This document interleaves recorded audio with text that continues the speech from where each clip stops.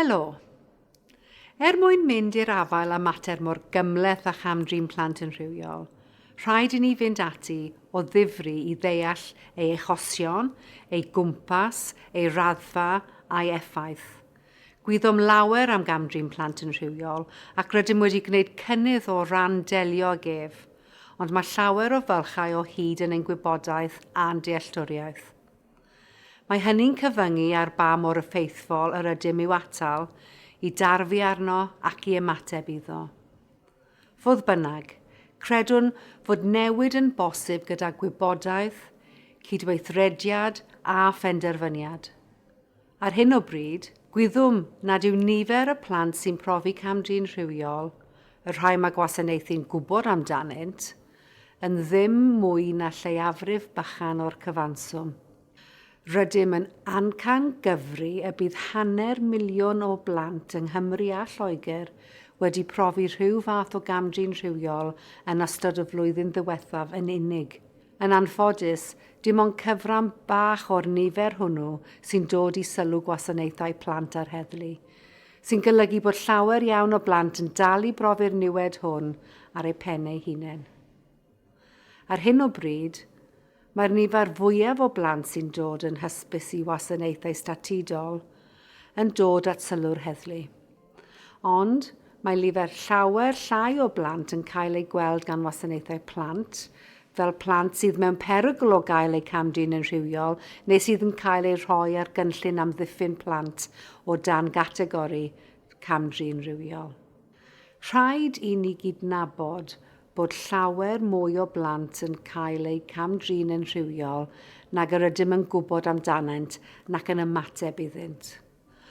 Os edrychwn ar astudiaethau cenedlaethol a data arolygon, mi welwn fod o leiaf 1 o bob 10 o blant yn profi rhyw fath o gam-drin rhywiol cyn ei bod yn 16 mlwydd oed. Mae merched o leiaf 2 gwaith yn fwy tebygol na bechgyn o rhoi gwybod am brofiadau o gam-drin plant yn rhywiol. Mae o leiaf 15% o ferched a 5% o fechgyn yn profi rhyw fath o gam-drin rhywiol cyn ei bod yn 16.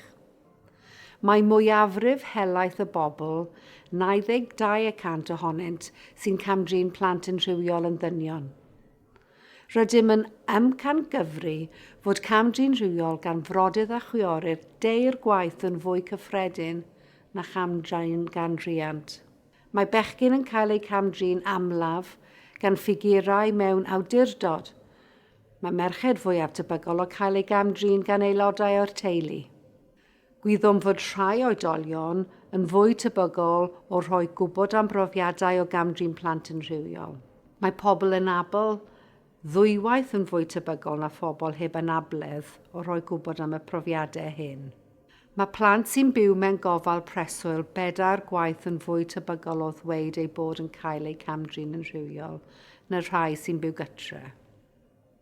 Ac, ym mhob achos bron o gam-drin plant yn rhywiol, mae'r dioddefwr yn adnabod yn dda y person sy'n ei cam-drin. Mae bron i 2 o bob 5 achos maent yn ffrind neu'n gydnabod i'r dioddefwr neu'n aelod o'r teulu, ac mewn dros chwarter yr achosion, mae dioddefwyr yn cael eu cam-drin gan aelod arall o'r teulu. Fel y byddwn yn ei drafod yn ddiweddarach yn y fideos hyn, nid yw'r rhan fwyaf o blant a phobl ifanc yn dweud wrth neb ar y pryd fod y cam-drin yn digwydd, ac ni fydd llawer yn siarad amdano nes ei bod yn oedolion. Drwy arolygon gan yr NSPCC ac arolygon troseddau cenedlaethol, gennym gwell dealltwriaeth o hyn.